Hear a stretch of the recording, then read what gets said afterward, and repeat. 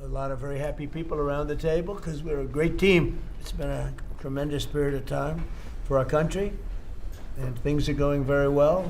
Number of jobs, we have more people working today than we've ever had before in the history of our country, and many other things. And I have a few words to say to you that I think will be helpful. And last night was incredible, not only Texas, but so many other places, and the numbers were fantastic. And they've really been that way for a year.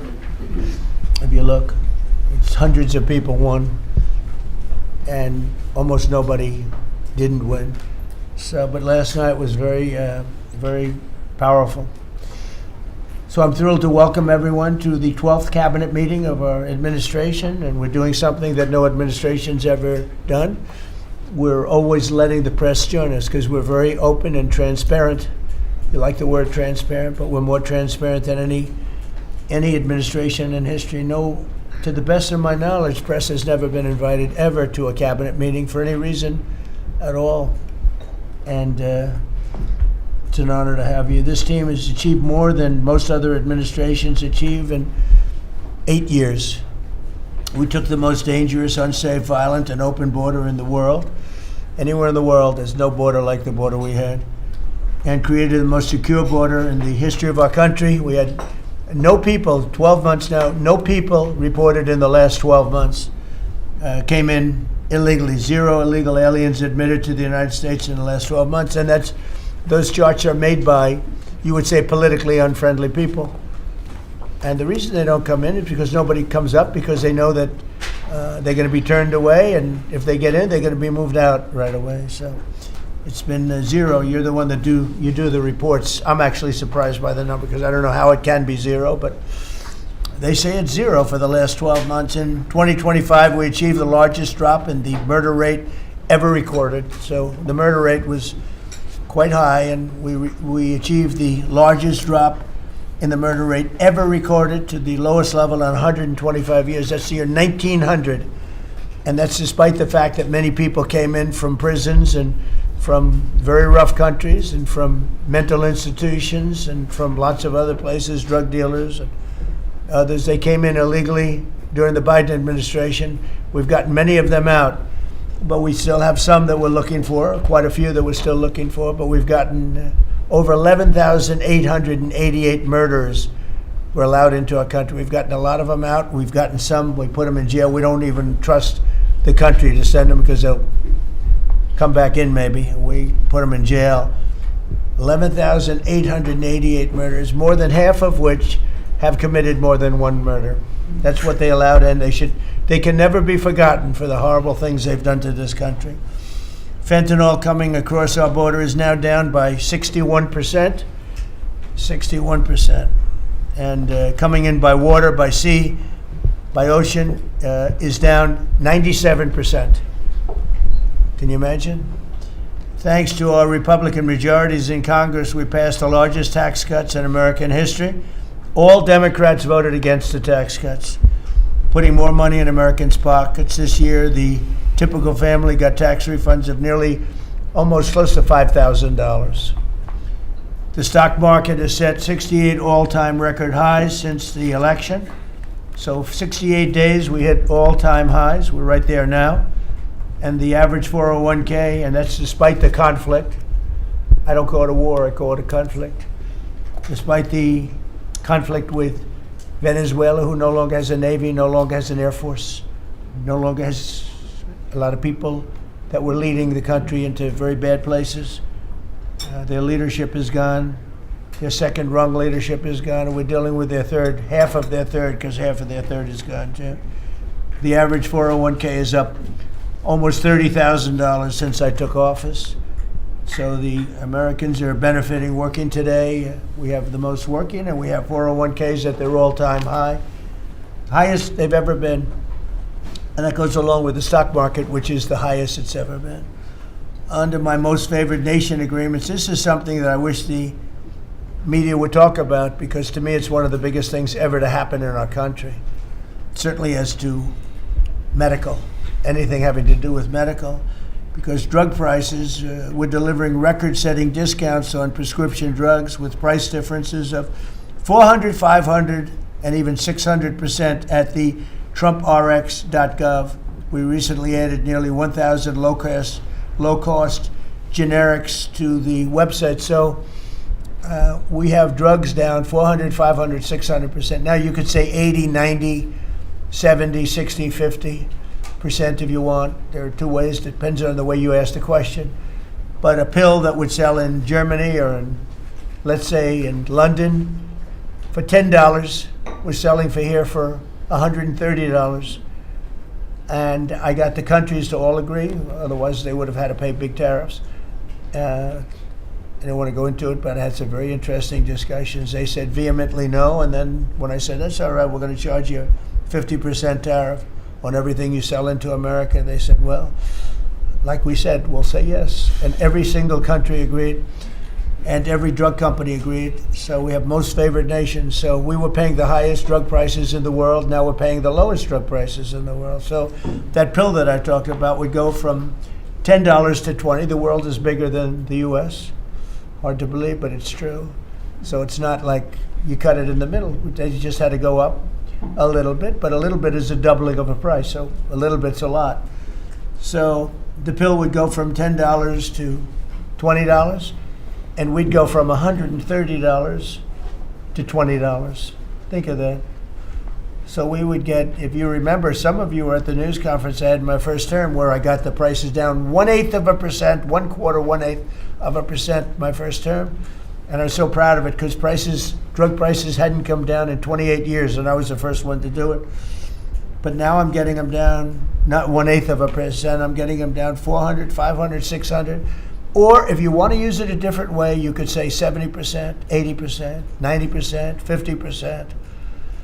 Nobody's ever seen anything like it. And I got that through, well, everybody knew it was taking place, but we paid the highest prices anywhere in the world. Now we're paying the lowest prices anywhere in the world, and the press refuses to write about it. I think it's the biggest thing. And for healthcare, so much of it is prescription drug prices and drug prices. And with them coming down, the healthcare is going to come down very substantially. We recently added nearly 1,000 low-cost generics too, as I said, and that's 1,000 drugs, and it's all on. And this was not given by me. This was given by Dr. Oz and Bobby, and I, wasn't sure whether or not I loved the idea, but they said we want to use TrumpRx.gov is what it is, and it's the hottest site I think anywhere on the planet, from what I understand, Bobby. Right? It's really great. People are calling up and they're buying drugs for literally a fraction of the price, and it should be the biggest story. And on that alone, we should win the midterms. On that alone, we should win the midterms. But the press doesn't talk about it. It's the biggest thing to happen in the drug industry ever, maybe. Ever. And the press doesn't even want to write stories about it. We made the largest ever investment in U.S. military, $1 trillion, and we're asking actually for $1.5 trillion for the coming year.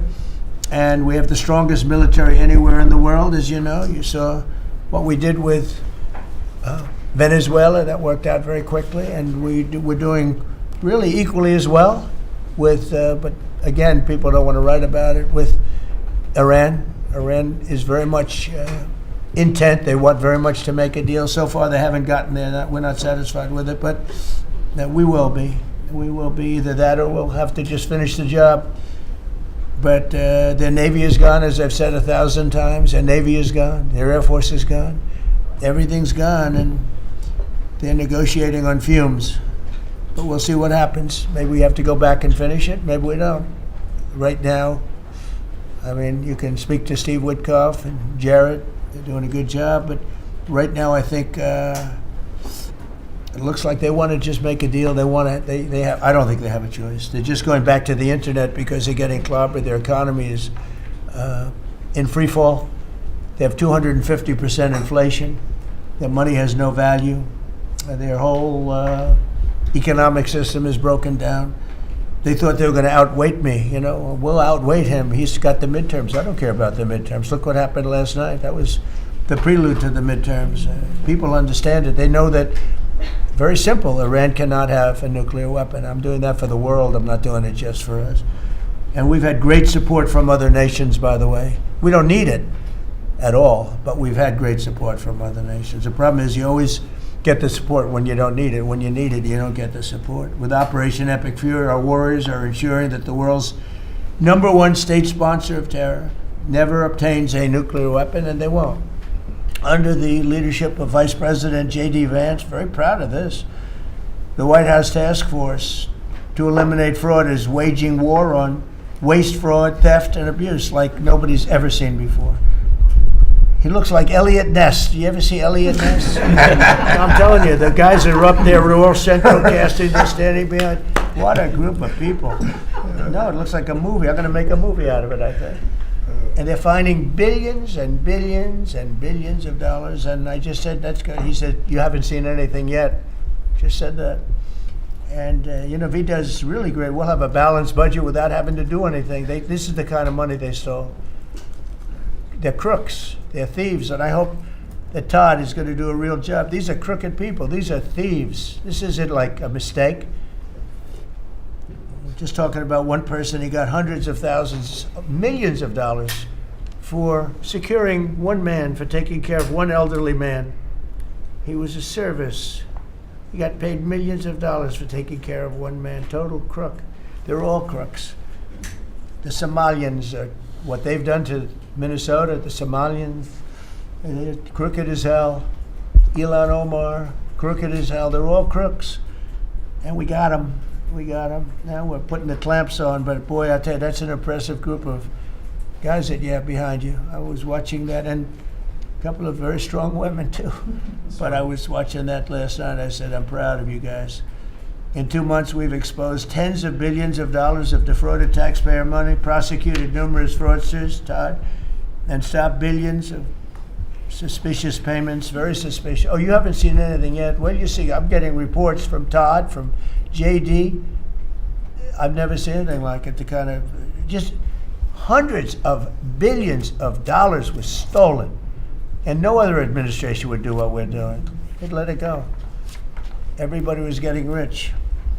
And I think we have a chance to save Social Security without doing anything to it by just the numbers of fraudulent people on Social Security, people that are 115 years old, 125 years old, getting payments.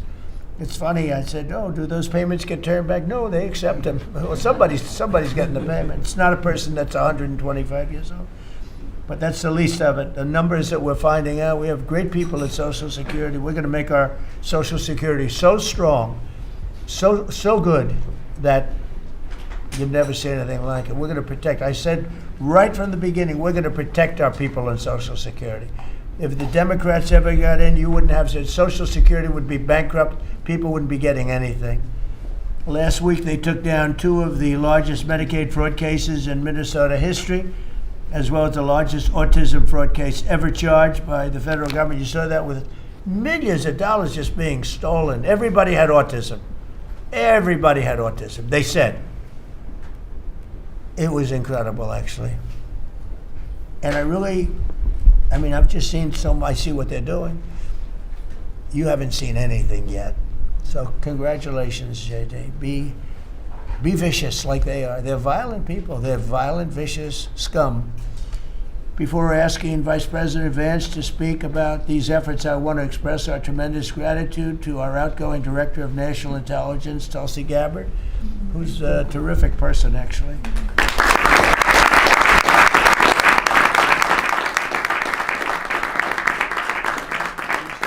She's come up with some findings that were pretty good.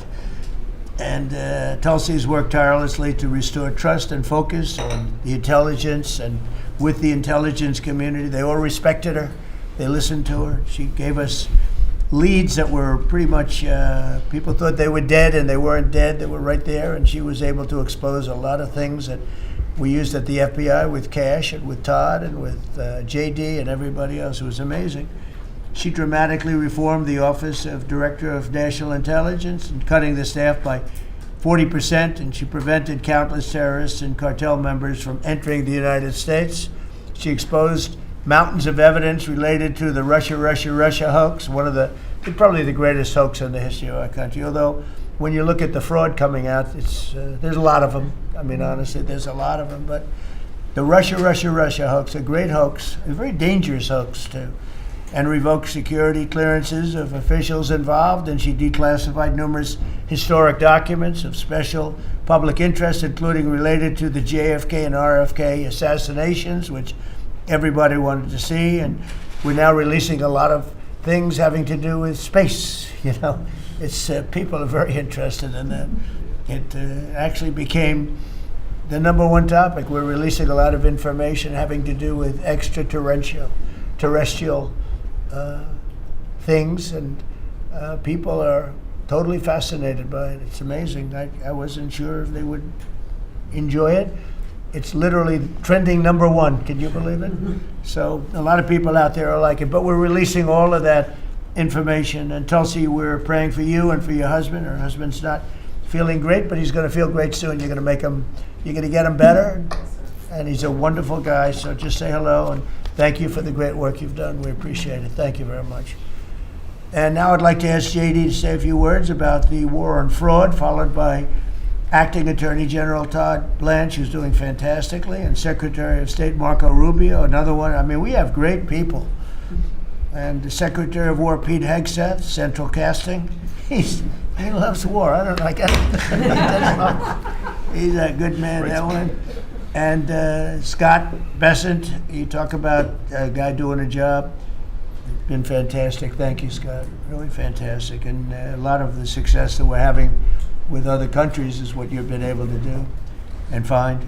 And SBA Administrator Kelly Loeffler, and all of the people here have been great. We're going to just do those few, and maybe if you have some questions, we'll go to others. But everybody around here has got a lot to say, but we did that once and it lasted for like 4 or 5 hours. It was a little much. We want to be open. So now if I do this way, they'll say, he didn't let anybody talk. But let's start with JD, and you can talk about a really, really important thing, bringing our country back to honesty. A tremendous amount of money is involved. Hey, go ahead. Thank you. Yes, sir. Well, first of all, thank you for your leadership, sir, and for making it possible. I often find in the fraud task force that there sometimes are barriers that we need to break down, agencies that need to coordinate, and I'll come to the president and say, Mr. President, I need your permission to do, he'll say, for what? For the fraud task force, and he'll cut me off and say, yes, go do it. So the fact that we have dedicated presidential leadership is really what's made this possible, because it does require we've got great people around the table, but sometimes these agencies don't know how to work together at the lower level, and that's one of the things we've had to turn on and force with the fraud task force. So I want to shout out just a few all-stars here. Linda at the Department of Education has been amazing at finding student loan fraud. You've got people who are either illegal aliens or aren't even actually real human beings who are getting hundreds of millions of dollars from the Department of Education for student loans. We have cut that off. We found a lot. We're going to find a lot more. Scott at HUD has been amazing, because a lot of the fraud that we see is housing fraud, people claiming benefits that they're not entitled to, or again, sir, sometimes completely made up people who exist purely to collect fraudulent money from the American taxpayer. Brooke at the Department of Agriculture, something I had no idea until I started this work, sir, that we send hundreds of billions of dollars to the states to administer the food stamp program. The federal government has no insight into whether those food stamps are going to people who are legally entitled or whether those people actually even exist. And so we're working on a number of mechanisms to actually force the states to verify that the people who receive these benefits are actually entitled to them. And I could go down the list. I've gotten a lot of support from a lot of people in this room. Bobby Kennedy and Dr. Oz have been particular all-stars on this, and Kim at H&HS. What they've done with the Medicaid fraud, we found tens of billions of dollars in Medicaid and Medicare fraud just from their hard work. We've cut that off, and yes, Mr. President, we're going to find a lot more. The final thing I want to say, Mr. President, and I know that Todd maybe has something to say about this as well, but I always try to remind the American people, and certainly remind the cabinet officials. By the way, Kelly at SBA has found tens of billions of dollars that were from fraudulent loans that were giving under the Biden administration, and we've now cut that off and recovered a lot of that money. So this has been a whole of government effort, Mr. President. The team really deserves a great deal of credit here. But the final point I want to make, sir, is I always try to remind the American people that fraud is fundamentally a crime with two victims. The most obvious victim are the American taxpayer. They pay their taxes, they expect the money to go where it should go, and that's not happening because of the fraudsters.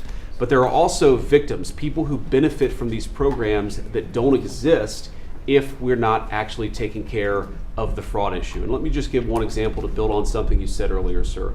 One of the people that Todd just prosecuted was a person who was collecting a lot of money from the American taxpayer to take care of elderly citizens, people who worked their entire lives, paid their taxes, should have had dignity and nobility in old age, but it was deprived from them from fraudsters who say that they're taking care of them, who collect a check to take care of them, but then abuse and neglect these people. And particularly one man who died because he wasn't getting adequate care, and that guy was still collecting benefits to take care of a person who he had completely neglected. So not only do you have an American taxpayer who's paying into these programs, you have an elderly citizen deprived of his dignity because we're not going after the fraudsters. Well, now we are. How much money did he get?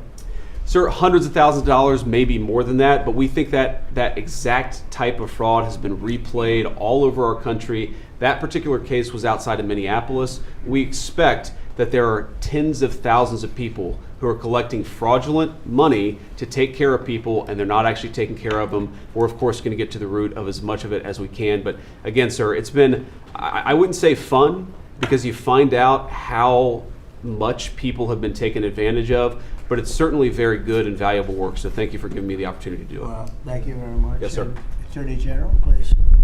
I'll just continue to talk about what the Vice President was just talking about. The way that we are actually, it's one thing to uncover fraud, which we've done, and that's part of it, but it's also prosecuting the bad guys that are doing it and stopping it from continuing. And that's where you have, everybody in this room has inspector generals. And for many years, these really hardworking law enforcement members would identify fraud, and nobody did anything about it. DOJ prosecuted it, but spent a very little resources on that. So what we've done just in the past 51 days, over 400 law enforcement actions in this country related to major fraud. That's search warrants, that's arrests, that's convictions, that's indictments that are filed, and that's just 51 days. And it's not just the great prosecutors. It's the FBI agents, it's DHS and HSI agents. It's everybody in this room that has inspector generals that are now they have been freed up, and it's because of you. It's because of the Vice President saying this is going to be a priority of what we are going to do. Not just the Department of Justice. Even though we're the prosecutors that are putting bad guys in jail, it's also the law enforcement at every agency, FBI and DHS. And so we're already seeing results. We had a $1 billion fraud, a conviction at trial last week out of Florida. And this was an organization that was stealing from senior citizens in Florida, duping them. There were call centers set up in the Philippines, and they were duping them to buy medical equipment that they didn't need, that they would never get, and that the taxpayers paid for. And so that's a good win. We arrested 15 guys in Minnesota last week. The Vice President mentioned one of them. These are people that are not, they're just stealing, and many of them are here illegally. And so you have people who are in this country illegally, who are then taking advantage, and the Vice President says something a lot that resonates with me. The generosity of the American people, the generosity of everybody in this room, the leadership, to take care of the people in this country that are the most, that deserve it the most. Children who are supposed to get food at school, and you have men just stealing, taking that money.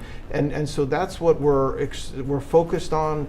We are standing up, as you know, Mr. President, you allowed us to stand up a new division at the Department of Justice. It's our entire existence of that division is to combat what we're talking about. And then every U.S. Attorney's Office is now focused on it as well. So this is something that will result in a better place for every citizen in this country and save money, a lot of money, and also it's the right thing to do for our tax dollars, Mr. President. And billions of dollars was given out just very quickly before Biden left office. Billions and billions were given out. And I mean, I know of many cases, but one, I don't know what's happened with it, but I think you're looking at it. I know Lee was involved in it environmentally.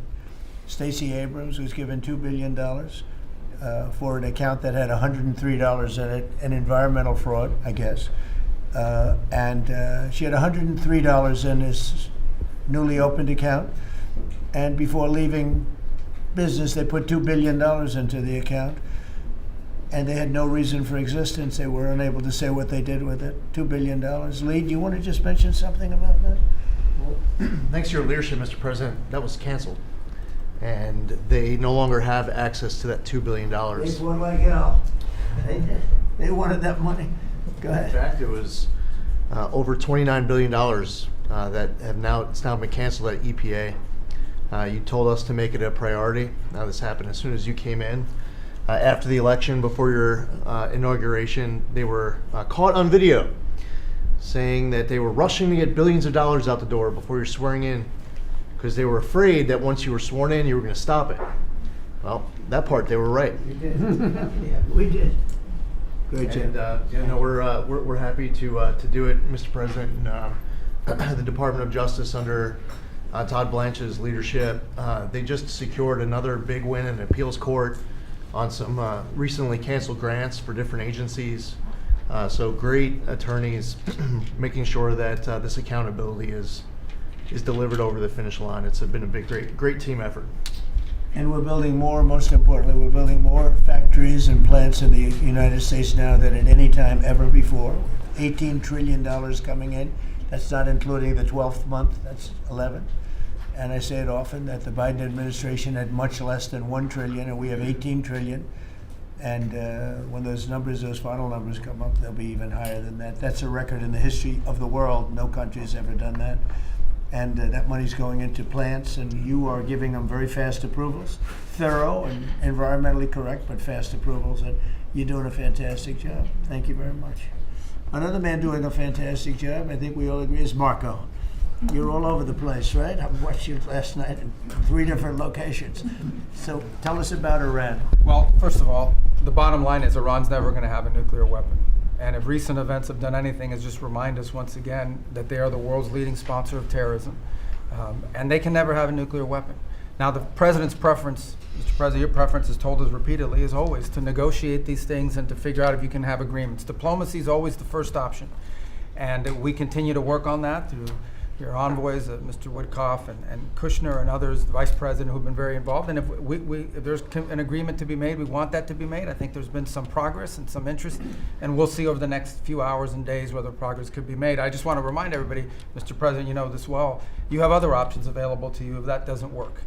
But the bottom line is that we prefer the negotiated diplomatic route, and we're going to give it every chance to succeed. I know you're giving it every chance to succeed, Mr. President. But here's the bottom line, because I keep getting asked, what is this all about? It's very simple. Iran and these people in charge of Iran can never have a nuclear weapon, and they will never have a nuclear weapon, and they most certainly will not have one as long as you're President of the United States. On that point, it's very clear. Just 2 quick things I want to touch upon. One, you touched upon the border and security. Part of securing our border is dealing with the people that are in this country unlawfully, many of whom do not want to go back to the country that they originally came from for a variety of reasons. Either we can't send them there or some judge ties us up. And one of the key things we have achieved is now 20 countries have signed third country national agreements, meaning these are safe countries where individuals who refuse to go back to their country of origin can be sent to that country instead. We've gotten 20 countries now around the world who have signed agreements that allow us to deport people to those places. What often happens when you go to the person who's here unlawfully and say, we're going to send you to this third country, is all of a sudden they decide they'd rather go back to their home country instead. So it gives the ability to enforce all laws, and we work very closely with the Department of Homeland Security on that front. Something else that I know is concerning people, because it's on the news, is Ebola. Our number one obligation, we're involved in foreign policy, but even our foreign policy, the number one priority of our foreign policy is to protect the American people.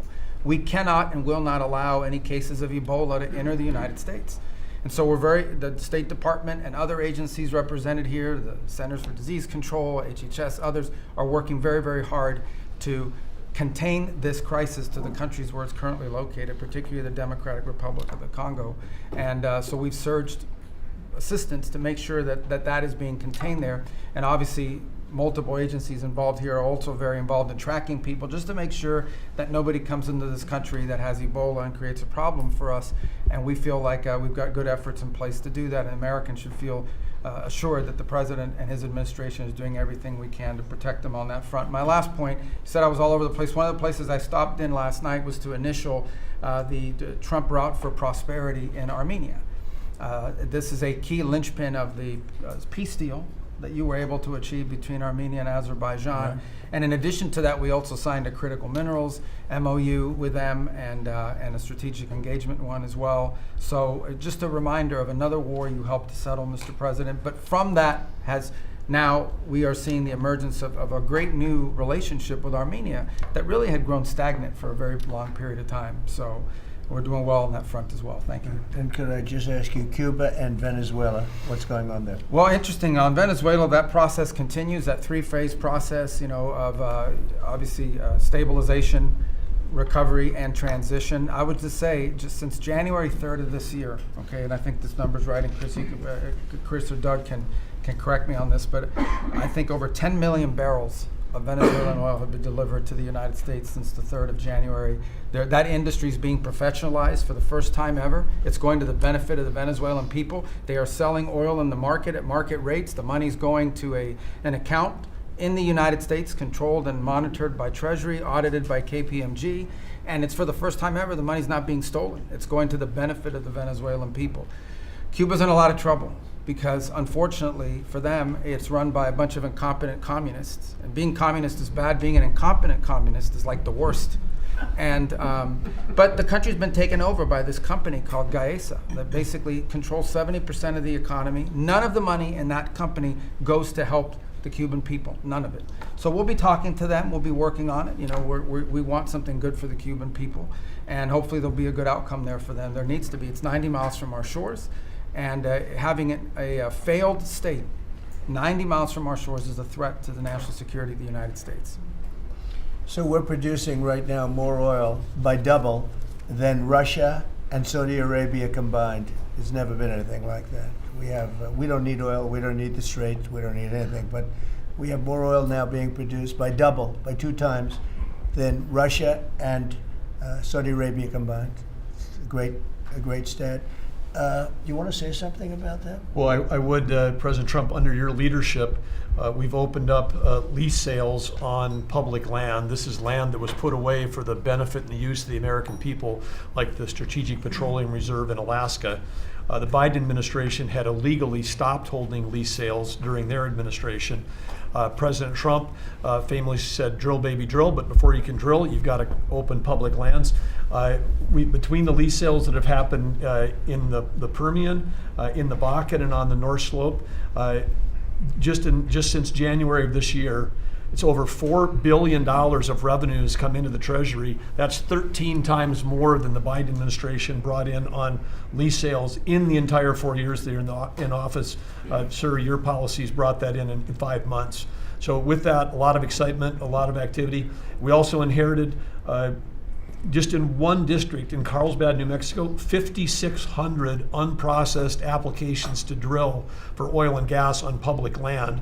And when we're drilling on public land, those companies pay a royalty, and that money comes to all of our citizens, and it goes to local school districts, and it goes to states. It is the core of the economy in parts of our country. The team down there working for the Department of Interior, Bureau of Land Management, has dropped that by 91%. It's one of the reasons why they had a record lease sale. It's because now people go, I can bid on federal land and I'm going to get a permit to drill, and it's not going to take me 5 years to get it. I'm going to get it in a month or less. And so it's exciting to see your vision. And of course, with this energy dominance, us, as you just noted, largest oil producer in the world, largest natural gas producer in the world, largest natural gas exporter. This is an opportunity for us to bring prosperity and affordability here at home, but also bring peace abroad. So, President Trump, your energy dominance strategy with Chris Wright, Lee Zeldin, all the people that are working on this, people around the room, it's been really incredible. And of course, you mentioned Venezuela, but all that flowing to our Gulf Coast refineries is also helping to keep the price of gas down at home.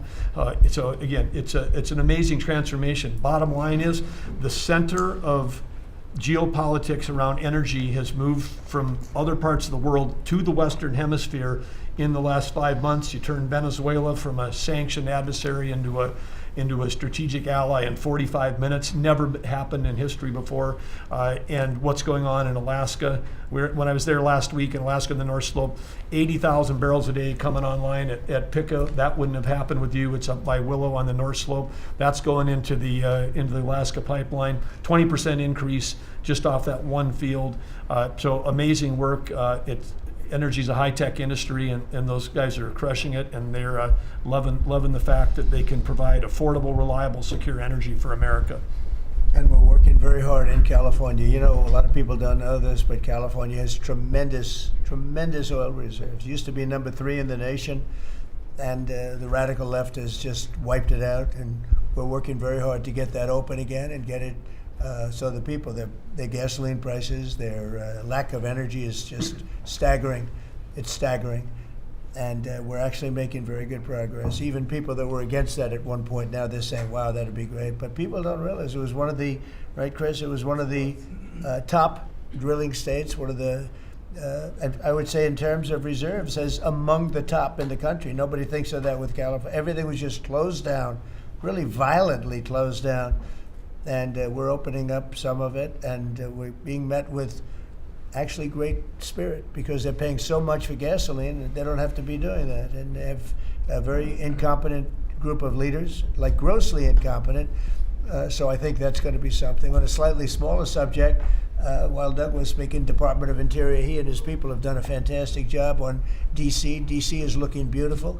The fountains are almost all open. We had 28 of them.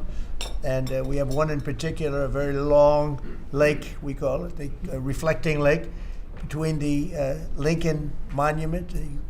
Nobody's ever seen anything like it. You take a look at, between Lincoln and Washington, you have the longest, like 2,400 feet long. That's longer than the tallest building in the world if you set it on its side.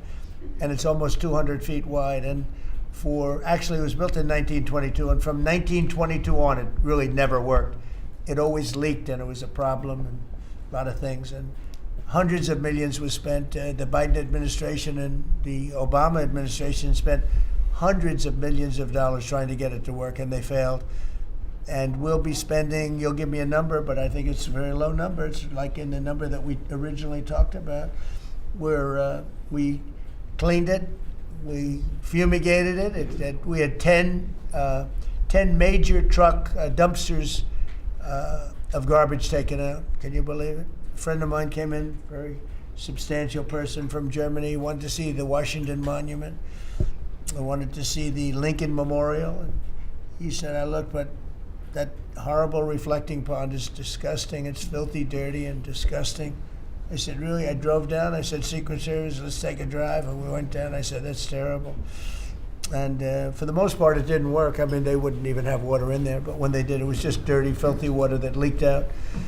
And we got to work on it. And it was supposed to cost almost $400 million, because it's like putting the skin on a skyscraper, but bigger, much bigger. Many skyscrapers, you could almost say, other than for the world's tallest. Think of it, the world's tallest skyscraper is shorter than 2,400 feet. So we went to work, and over the years I built hundreds of pools. I build them every time I built the building. I always like to build Olympic-sized swimming pools, and I was very aware of swimming pool, what goes into making a swimming pool. It's not as simple as people think. You never want it to leak. You want to have beautiful surface. I said, I have an idea, Doug. We sat down. I said, let's take that long thing where we're going to fix it with concrete, which leaks, concrete, and all sorts of other materials that all leak and don't look good. They're gray. And, swimming pool, I have a swimming pool right up the road. I built it 22 years ago. It's perfect. I said, does it ever leak? No. It's perfect. Good contractors. I actually called in a couple of the contractors, got some ideas from them. And I gave it to Doug, and Doug's done an unbelievable job. And so they were going to spend maybe $400 million. I don't know. You never know with cost overruns and everything, but it was going to take years to build, 3 years, 4 years. And we'll have it done before July 4th, substantially before July 4th. If we didn't have such bad weather the last 4 or 5 days, we could have been almost done. You can't do the substance of the rain. And what they did is they cleaned it. They took out, as I said, more than 10 dumpsters of garbage, shovels. It was disgusting. Every corner had massive amounts of, I guess that's the way the tide goes, but they had massive amounts of garbage. We then steam cleaned it. We then sandblasted it, and then we pebble blasted it. That's a bigger version of sand. We made the surface as good as it can be. And we're now covering it with the most beautiful blue, very thick. You think of it as a very sophisticated form of rubber. no leaks, no problems, and it's beautiful. It's called American Flag Blue. That was the color we chose. And we are probably 70% finished with it. It's going to be finished. The hard part's done. And then we decided to do much more than originally I thought I was just going to do the surface, but we said the problem is the outer ring looks pretty bad too, where you walk on. So we sandblasted that. This is all additional work. We didn't want to do, when you do something like this, when you do the one, you think the other looked okay, but then when the other, you see the new surface, the old stuff that looked okay looks really bad. So we cleaned that, sandblasted it. The walkways, all of it. It's a tremendous amount of area. It's thousands of feet long, very wide. This is where the people stand, not the water part, the dry part. And we had a combination of granite and stone, and we're pointing it, fixing it. The joints were terrible, everything. The whole place was a mess. And when it opens in a couple of weeks, long before July 4th, we want to have it for July 4th weekend, but it'll be long before that, you will see something that's really going to be beautiful. And now we're looking at the World War II fountain, because that's also in pretty bad shape. On the bottom, we're going to duplicate it, I think, with the maybe with a slightly different color. Actually, we'll go with a lighter color. But Doug and I have a lot of fun doing it. Your staff is fantastic. They've really worked well. But the concept, so think of it, instead of spending $200, $300, $400 million, and it will never work, we're going to spend like $10 million maybe, $12 million. Instead of spending 4 years, we're going to spend, like if you add it all up, like a couple of months. And instead of going through 4th of Julys as a horrible construction site, we're going to have it open before the 4th of July. And the difference is it's better. Somebody said, oh, well, but it's not the same. Some of the fake news would say, well, but it's not. No, it's like the pen story. The pen is better at $2 than it was at $2,000. This is the same thing. This is far better. Won't leak. It'll last for 50 years, maybe 100 years. They didn't even know. I said, how long will this last? Oh, I think you'll get 50 years out of it. We did the swimming pool treatment, but they said, sir, for a little more money, we can get industrial strength. I said, that sounds good to me. Same color, same everything, same stuff, but it's actually much stronger. It's used for industrial. I said, I love that. So we're going to have that open. It's going to be really, really beautiful. And it's a very important thing. We can't have people looking at the Washington Monument, going the memorial. If you take a look, the Lincoln Memorial, it was built, I guess, a little after the Lincoln War. It's embarrassing. It was so horrible. I never saw anything like it. It was filthy dirty. It was Biden. And they spent, between the two of them, they spent hundreds of millions of dollars trying to fix this thing. Now, when Obama did it, he spent way over $100 million. And they had a great idea. Let's use the water from the Potomac. Because environmentally, they liked it. Somebody said that was good. But the water from the Potomac was not suitable for this, to put it mildly. It was disgusting what happened. And so they spent hundreds of millions, over $100 million, and they immediately closed it. It was closed for many months and nobody did anything. It was closed. It's basically been closed. But go back to 1922. It was always sort of, people think of it as beautiful, but it was always a mess. It's going to be unbelievable. It will be unbelievable. It's actually exciting. I want to ride over there today if I can. I always have a problem with Secret Service is in love with my walking along, checking the sidewalk, the new sidewalk, to see whether or not they pointed it correctly. But they do. We have great contractors doing the job, but we'll spend a very tiny amount of money, and it'll be better than it ever was when it was built in 1922. It's very exciting, actually. To me, I love construction. It's very exciting. And we do many things. We did 28 or 29 fountains. I made a contribution to redoing Lafayette Park. That's the entrance to the White House, and it was an embarrassment. The floors were broken. They had bricks. Some of the bricks were missing. You know where they're missing? They took them out to throw at people. We're going with them. It's going to be a world-class park. It'll be open pretty soon. They're doing a lot of work over there. That was a contribution that I made with some other people. And it's going to be really beautiful. That was really the front door to the White House, but you couldn't even use it. It was so terrible. People would come to the White House, and it was so terrible. So with that, I'm going to ask Pete to talk a little about some of our great success, Yes, sir. including Venezuela. You might talk. Absolutely, sir. I think actually your efforts on the reflecting pool are actually a great segue. If you look at Washington and Lincoln, these are two men that faced monumental tasks and stood up in historic fashion and delivered for the American people. And when you step back and look at 47 years of what Iran waged war against us and our people, there's only one man over the course of both presidency who has stood up and said they will never get a nuclear weapon, as Marco said. So whether it was Qasem Soleimani, whether it was scrapping the Obama deal that was going to give them a weapon, whether it was the 12-day war or Operation Midnight Hammer, you created the conditions to ensure the American people and the world are safeguarded from this generational threat. And so when you authorized Operation Epic Fury, just like you talked about with the reflecting pool, we didn't do the same old thing the way we'd done it in the past after Iraq and Afghanistan, the way we waged wars. Instead, you said we're going to do this smart. We're going to do it overwhelming. We're going to use maximum lethality, and we're going to bring them to their knees. And so whether it's their Navy that's at the bottom of the Persian Gulf, their Air Force, their air defenses, or their defense industrial base, they may have missiles, but they can't build more right now. And they can't build more drones right now. And they can't build more ships. And so they came and cried uncle to talk, which Steve and Jared and the vice president and others are doing so ably. And during that time, we put in a world-class blockade. And they haven't been able to bring anything in or anything out from Iranian ports. And we know from the intel that their economy is hurting big time because that is their lifeblood. And again, bringing them to the table. So whether it is through the efforts of your negotiators that they ensure that they never have a nuclear weapon, or we have to go back to the War Department to finish the job that way, we're prepared to do that. And I think even our reach on the dark fleet of Iranian tankers, no Iranian tanker around the globe is safe. And we've seen seizures all around the globe, again, choking off their economic lifeblood. But all of this is possible, Mr. President, thanks to the investments that you've made in this department, firing on all cylinders. For the second year in a row, we're at historic recruitment rates. Last year, we said that here. This year, we beat it even faster.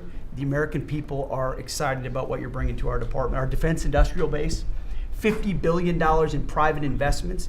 Because of the meetings you've held, defense manufacturers are investing in new plants and new manufacturing, new production lines, so that we're getting weapons faster than ever. And then the $1.5 trillion that you've committed to the department going forward, that's 1 million American jobs. 1 million American manufacturing jobs. That's Golden Dome for America. That's F-47. That's B-21. That's 50 billion in drones. We're going to lead the world in drones, shaving years off of production of all of those, everything under budget and ahead of schedule, which is what the warfighter deserves. And we saw it. You mentioned Venezuela, Mr. President. You saw it on display there. Think of the fact that our Southcom commander just landed via helicopter at our embassy peacefully at the welcome of the Venezuelans, because we're now partnering with them, hopefully, even on the counter-cartel mission as we secure our hemisphere. So we've secured that southwest border. We're going to war with the cartels through the America's Counter-Cartel Coalition. Venezuela is a big part of securing our energy future and defending the homeland. And then I just want to note one more thing to give you a sense of how committed this president is. Maybe a year ago, he heard the call of Nigerian Christians who were being targeted and killed by ISIS in Nigeria. And he said, Pete, I want the War Department to focus on ensuring that we do everything we can to protect those Christians. Partnerships like that can take time behind the scenes, but he never wavered on it. And we got the assets there, and over the last month, and there hasn't been much coverage of this, we killed ISIS #2 in Nigeria, who's most responsible for killing Christians and trying to target the U.S. homeland, and have since, because of the intel we gathered, killed hundreds of ISIS members who were targeting and killing Christians in Nigeria, creating a whole new opportunity there. So there's a lot of things we do that the media pays attention to, and a lot of things the president empowers the department to do on behalf of the American people that he deserves great credit for. Thank you. Great job. You're doing a great job. I just want to say on recruitment, we're very proud of the fact that for the previous 4 years, previous administration, they couldn't recruit people. And that included, by the way, police and firemen and others. They were not proud of our country. And they couldn't recruit. Anybody with a uniform was having a hard time recruiting. And they set record low numbers. They were way, way behind. And literally from November 5th it started. It started even before we got going. But from the time we won the election to now, we've had numbers of recruitment, the likes of which we've never had. Record recruitment in every single branch, and that includes police and firemen. Record recruitment, so we're very proud of that. Thank you. Great job. Thank you, sir. Kelly, please. Mr. President, you have made us a nation of builders again. You're leading us to the greatest economy that the world has ever known, and I see that every week as I travel this country, main streets across dozens of states, from Alaska to Maine. I've been in many of those states 2 or 3 times. I hear it everywhere I go. Please thank the President for putting us back on track. They thank you, they love you, they want more of what we're doing: tax cuts, deregulation, fair trade, energy dominance. Small businesses are spring-loaded, and we see that in the jobs numbers. In the last 2 months alone, we've created over 300,000 private sector jobs in this country. Most jobs are created by small businesses, 2 out of 3. And small businesses, as you know, make up 99% of all businesses in this country and account for half of our GDP. So when that part of the economy is finally working again, they've gotten out from $5 trillion of regulation that the Biden administration put on hardworking small businesses. They penalized growth, investment, hard work, and success. But thanks to the working family tax cuts that every single Democrat voted against, hardworking families, the welders, the waitresses that I meet on factory floors across this country, from Pennsylvania to New Mexico, where I'll be tomorrow. Brooke and I are going to Arizona tonight. So we see this everywhere we go. It's one of the most underreported stories in the media. Main Street is back, and that's because America first. I'll tell you the other thing about fraud. Small businesses are particularly hurt by the fraud because they're some of our biggest taxpayers in the country. And they show up every day. They work hard to provide for their employees, to build their businesses. They're doing it the honest way. And they see fraudsters taking from the American people. It's taxpayer money. And so you think about, at the SBA, we found $200 billion in fraudulent PPP loans that the Biden administration tried to hide and forgive and sweep under the rug. We've turned the first $22 billion of that over to Treasury for collections and to DOJ for prosecution. Our Inspector General is already announcing that people are going to jail. There are jail sentences now being served. We've announced that 140,000 people have been barred from ever getting SBA loans again, defrauding the government for about $9 billion. So we are going to continue our work under the great leadership of Vice President Vance, and appreciate the partnership because it's really accelerated our ability to get the job done. But then just back to small businesses. We have record business formation in this country. That's another story that the media won't tell you. Over 500,000 businesses on average a month this year. So it's not just record people working, strong job creation, business formation at all-time records in this country, but we have manufacturing expansion 4 consecutive months. That means that's a leading indicator, meaning that we have expansion coming. Another story the media won't tell you, 98% of all manufacturers are small businesses. 75% of our defense industrial base is small business. They're our main exporters. And so America first, free trade, fair trade, deregulation, tax cuts, and energy dominance is helping workers on Main Street, and that's why they tell you to tell me to tell you, Mr. President, thank you, and they love you. Well, thank you very much. Great job. Thank you, Kelly. And I just say, we went to China last week. We had an amazing meeting with President Xi. The relationship's very good. We're doing a lot of business with China now, but it's not where they were ripping us off. For years and years, they ripped us off like nobody ever got ripped off. Now it's a very profitable business that we do with China. And they respect our country again. We have the strongest military in the world by far, and they respect our country again. Scott, please.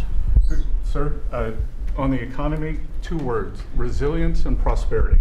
The continued resilience of the economy speaks for itself, even during the Iran conflict, and it speaks to the strength of your leadership. Pro-growth policies are creating conditions for American families and businesses to prosper. We're entering the second half of our 250th anniversary year with renewed optimism and momentum. It has never been a better time to be an American, and as you said earlier, we have a record number of Americans working. The economy that you are building is not only strong, but secure and resilient and better positioned to compete globally. Real GDP has risen 2.7% over the past 4 quarters, something that many economists said couldn't be done. In the first quarter of 2026, despite the Iran conflict, GDP grew at a 2% annual rate. The Atlanta Fed GDP now is predicting 4.3% for this quarter. In terms of prices, I believe the prices are transitory. Oil will be lower than pre-conflict levels when this ends. Natural gas is already down, as you mentioned. Drug and pharmaceutical prices, they are plummeting, and rent is down. We are more resilient to energy price fluctuations due to your energy dominance agenda, to regulatory efforts, and we have never sold so much energy to the rest of the world. Business investment rose at a 10.4% annual rate in the first quarter. Capital expenditures and business equipment rose more than 17%, and that is as a result of the tax bill and tariffs. Jobs related to commercial construction, factory construction, are up 90,000 since your inauguration. In the past 2 months, the private sector, as Kelly said, has added 313,000 new jobs. And those are private sector jobs, sir, including 13,000 manufacturing jobs. We have construction jobs, we're building the factories, and those will turn into manufacturing jobs. The stock market has hit new highs. The stock market lives in the future. It is seeing on the other side of this conflict, it is a strong symbol of optimism for the future. Corporate earnings are high, and wages are doing well. For the tax season, we had the best tax filing season in history, which is a victory for Main Street. The average refund was nearly $3,300, 11% increase from last tax filing season. And importantly, 62 million returns had one of your 4 signature policies: no tax on tips, no tax on overtime. They reduced taxes. 85% of our seniors paid no taxes on Social Security, and the deductibility of auto loans for American-made cars. For what I believe is the most important government benefit for young people since the GI Bill, the Trump accounts. The app will be available on all major platforms tomorrow morning, and it will place the American dreams into the palms of the hands of parents and children. Nearly 6 million kids have been signed up for Trump accounts, and they will launch on July 4th, and it will be a great symbol of the 250th anniversary. Main Street prosperity, workers have seen positive wage gains. The unemployment rate remains low at 4.3%, and private sector job growth is strong. So just to reiterate, resilience and prosperity have been the marks of your second term. It's been great. It's been amazing, actually. Any questions? Thank you, Mr. President. Iris Tao with NTV Sister Media with the Epoch Times. We've done a lot to clean up DC and fight crimes here. And as a lot of Americans and people from all around the world are coming to the nation's capital ahead of the major 250th birthday events here, how important is it for you to really keep delivering on these results, but also what does it mean for America's identity on the national and international stage? So I'm very proud of DC because when we came here, a little more than a year ago, it was a very dangerous place, and now it's a very safe place. It's been incredible what's happened as you see the crime numbers. We had restaurants closing up, and nobody wanted to go to a restaurant. They were afraid to walk to work. It was a very, very dangerous place, very unsafe, and now it's a very safe place. We brought in the National Guard. We worked with Cash and the FBI, and Janine is doing fantastically, and Todd, and everybody. And it's now a very safe city, and people are pouring in, and you see the grass is all beautiful. We put a lot of new grass in because, you know, like people, grass has a life too. And this grass, it was up a long time. But the waterfalls we talked about and the fountains, most of them are in the final stages or fixed. People are writing me letters. People are talking about it. We have some of the most beautiful fountains in the world, and there wasn't one, not one, that worked. We had 29. Out of the 29, not one was worked, in addition to the reflecting pool, which is even, that was the big one of them all, but that was a disaster. So with all of that, and this place is looking beautiful. I rode through it yesterday. where the fences are down. The homeless aren't staying here any longer. We're helping them out, but we're not, we just can't have them in the nation's capital. And when foreign dignitaries come in, they're saying, the first thing they say to me, this place has really changed. They saw that it was going down. Our whole country was going down, just like D.C. was going down. And as you know, the restaurants were closing up. There weren't very many restaurants, and now they're opening up. You can't get a space.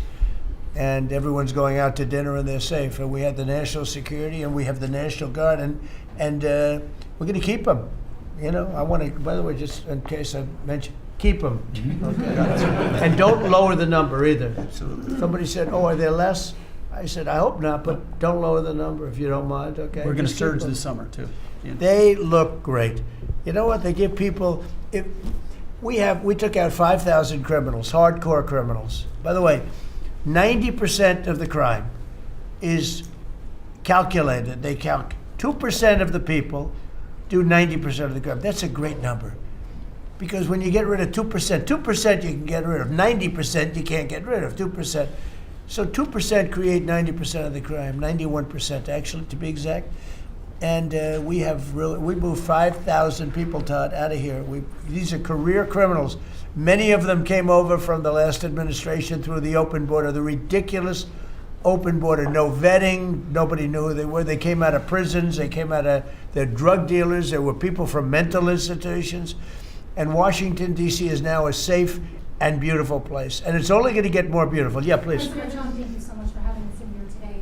What are your thoughts? Why do you think that Joe Biden is trying to sue this Department of Justice, former President Joe Biden, to have his tapes that he did interviews on blocked from the American people hearing them? Do you think that he's trying to hide something? And maybe Acting Attorney General Todd Blanche could comment on if they will countersue and release those tapes to the American public. Are you talking about it with respect to his book? With respect to Well, I'd like to see it. I don't know. Maybe there's some constitutional reason. I don't know. I would like to see what he has to say, because we can never allow what happened to this country to happen. The man was grossly incompetent, and the Democrats, I call them the Democrats because the policy is so bad, but they came very close to destroying our country. We can never let it happen again, and I hope that you're able to produce that. I think it would be very interesting reading for people. Mr. President, Iran wants control of the Strait of Hormuz. Would you accept a short-term deal that allows Iran and Oman to control the strait? And would they have to open it immediately, or would you be open to that happening over a period of time? No, the strait's going to be open to everybody. And who would control It's it? international waters.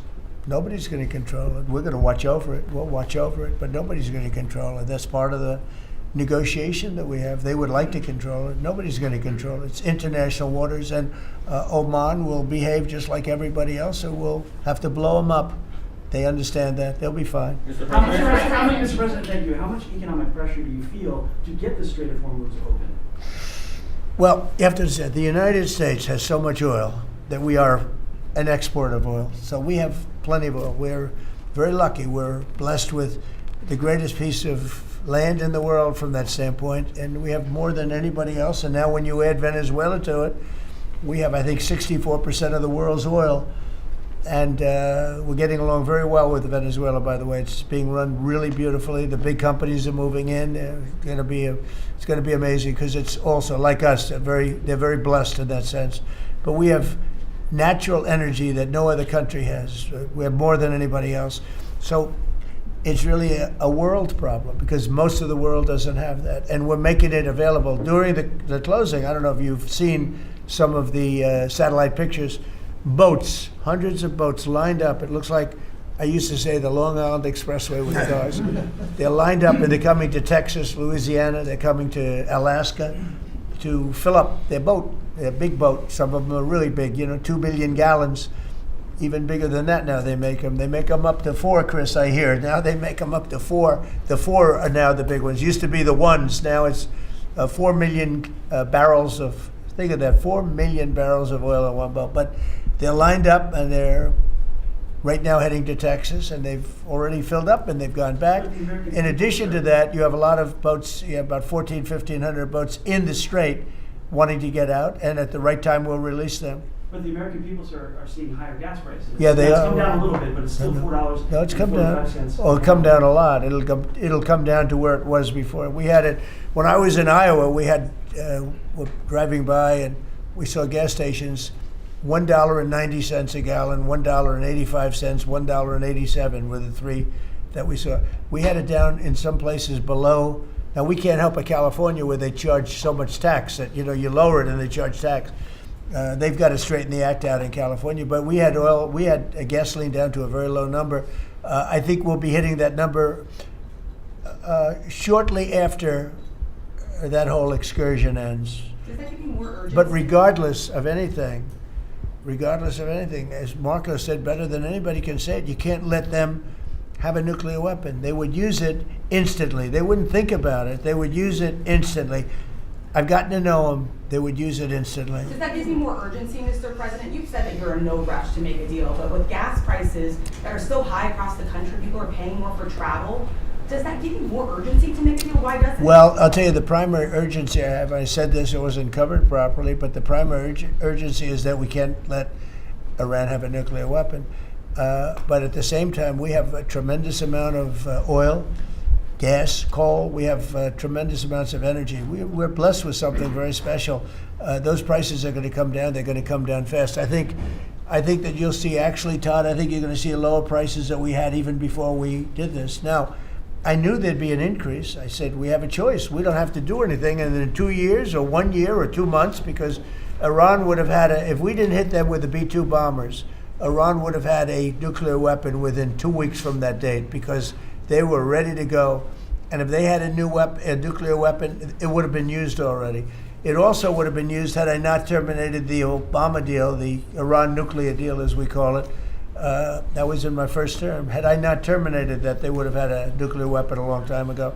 I would say it was a guarantee that it would have been used. And it would have blown up Israel. It would have blown up the entire Middle East. And that's never going to happen. Yeah, please. On Iran, would you be comfortable with Russia or China taking their stockpile of highly enriched uranium and have they offered to? No, I wouldn't be comfortable. That That would not make me comfortable. Is the U.S. considering easing sanctions on Iran to allow Iran to sell its crude to market? No, we're not talking about any easing of sanctions or giving money. No sanctions, no money, no nothing. We have control of money that they claim is theirs. We'll keep control of that money. And when they behave properly and when they do what's right, we'll let them have their money. But right now, we're not doing that, and it's not. One thing is not contingent on the other. Mr. President, on the shooting last weekend, it came barely a month after the third assassination attempt against you during the White House Correspondents' Dinner. What was your reaction when you first heard about the latest shooting, and what gives you the courage to really keep doing your job effectively without thinking about these threats every day? Well, I can't think about it because if I thought about it a lot, I wouldn't be a very good president. I wouldn't be here, probably. I'd be up in some room with a locked door and say, just leave me alone. So I can't really think about it. It's just something that it's a sad part of life. It's a dangerous business. What I'm doing is a dangerous business. And they say, and look, we have been maybe the most consequential, but we certainly have been one of the most consequential. This group has been a very consequential administration. And they say if you're not consequential, you don't have so much problem. If you are consequential, you do. So you have to look at that. But it's a shame. It's a very sad fact of life. Look, anybody in office, not only in this country, in other countries too, but when you are a consequential president, your life is in grave danger. I knew that. Yeah. Mr. President, how would you characterize the current state of the talks with Iran? I guess if it were a football field, what yard line would you be on? Well, I think we're doing very well. They are starting to give us the things that they have to give us. And if they do, that's great. And if they won't, then the man on my left is going to finish them off. Is there a time frame in your mind? What? Is there a time frame in your mind for? I mean, it happens quickly. The problem is every time I mention a time frame, for instance, I see, we've been doing this for a few months. Vietnam lasted 19 years. Korea lasted 8 years. Afghanistan lasted many years. They were all many, many years, and we're into it for a few months. And I read about you people like you. What's taking so long? But we're in it. We lost between two wars, two big wars, Venezuela and Iran, we lost 13 souls, 13 great people. Met the parents, great people.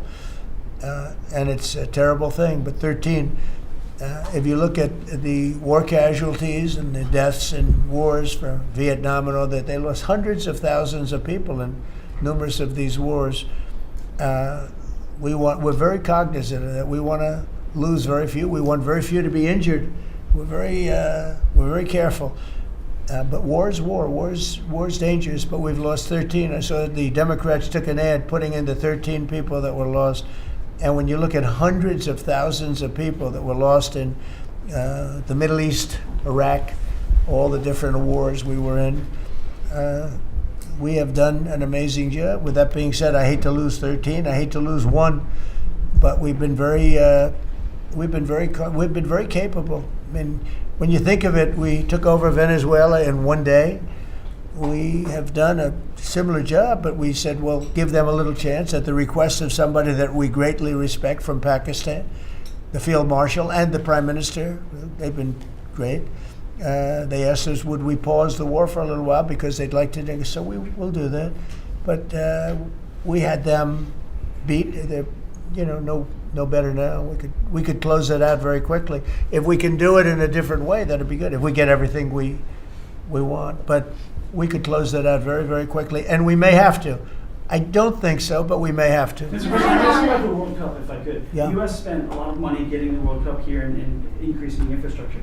Does the economic benefit outweigh the cost? No, the World Cup is great. It's the most successful they've ever had, ticket-wise. It's they've never had anything that sold so quickly. It's amazing because it's the United States. You don't think of I call it soccer. It's just easier to do because we have football and they have two footballs, right? They call it football. But most people never thought they'd see anything like that. The World Cup, it's turned out to be the most successful World Cup from the standpoint of what's happening than they've ever had. Yeah, please. Thank you so much. Robin Ortiz with Turning Point USA. I have one question for you and one question for Vice President J.D. Vance on fraud. What's your message to the New Jersey leaders pushing back against ICE operations at Delaney Hall? About ICE? Yes. Or about NICE, as I call it, NICE. The NICE facility. I'd love to change the name, call it NICE. They do a great job, and it's all paid for protesters. You can see by the signs. The signs are all made by the same beautiful factory. It's a printing plant. In fact, I'm thinking about using it. They do such a nice job. These aren't protesters. These people are fake. They're all paid for. And I will tell you, Tom Holman and that whole group, and now Mark Wayne is so incredible. Mark Wayne, do you want to just respond to that? Sure. We run the finest facilities anywhere in the world of their type. But we have some horrible killers. We have guys that have murdered numerous people in there. And these are the people they're trying to protect. There's nobody that runs a facility like we do. Mark Wayne, please. Yeah, it shows that this radical left Democrats' priorities when they decide to go out and protest a detention center where we're housing rapists, child predators, murderers, drug dealers, and they choose Memorial Day of all the time to go protest something that they say that that it's because they're on a hunger strike when there was only a handful of individuals that was refusing to eat because they want their ethnic group or their ethnic right food. Well, they can go back to their country and get whatever food they want. The fact is, we're giving them the calories they want. This isn't Holiday Inn. We're giving them sanitation. But for the Democrats and the governor, like Governor Sherrill and Senator Kim and Senator Booker, to go out and do something like this of all the days is very frustrating. And we see Antifa signs are literally out there. The local police literally refusing to respond. They barricade it, not allowing our employees to come in and out. ICE has to go out there, remove the barricade, and then you have one of the senators complain because he got splattered with a pepper ball. I'm sorry, you probably shouldn't have been there. One thing I'll say about that, the local police, I know a lot of the New Jersey police, they're phenomenal. They love us, but they're told not to do anything. That's right. They love us. They love him. They even love me a lot. And I'm in New Jersey a lot. It's great. I mean, I think it's a great place. It's got a group of people running it now that are having a hard time. But they really they really like this administration. They love this administration more than any administration they've ever had. And they're thanking me all the time. And, you know, I see those guys going up and down the Jersey Turnpike with their big, beautiful hats on. I say, I'd like to look like that someday. You know, they're great. No, these are great people, and they love him, and they love ICE, and they love the Border Patrol, and they're not allowed to talk to anybody. It's like, but it all comes from the top. They have to follow orders. They want to keep their jobs. Mr. President, are you expecting Congress to pass a federal gas tax holiday? A gas tax holiday? Yeah, to suspend federal. Well, it's something we might talk about. Let's see what happens over the next week, 2 weeks. A lot of good things are happening. So President Trump the next time next week? No, I was invited to I was going to go on Wednesday, but they closed it out very quickly. They're great. And Jim Dolan's a great guy. He's, as you know, owns and in charge of Madison Square Garden. He's having a good year. Boy, what a team. They win all their games. They have some great players. I think I'll be going to one of the games. Yeah, I was invited by numerous people and Jim, and I think I'll be going. It's great to see it. You know, the Knicks have really, they've really suffered for years, and they're doing right. They're doing right now very well. Would you accept an agreement with Iran that just calls for further talks on the uranium? Or No. is the only option? No, the to basics. Iran? No, I would for some of it, you know, because it's a memorandum of understanding for speed. One of the things that will happen is the Strait will open immediately, but it's got to be perfect. I'm not going to do this. I didn't do this to get a crummy agreement. The worst agreement ever signed was by Barack Hussein Obama. What a horrible agreement that was. It was a setback for this country, for the whole world. The Middle East would have blown itself up. No, I would like to have the countries we were talking about, with Saudi Arabia, UAE, Qatar, and the others, we'd like to have them immediately join and Steve Witkoff is working on that with Jared and some others, but would like to have them join the Abraham Accords. It'll be historic if they do it. And I think they owe that to us, to be honest.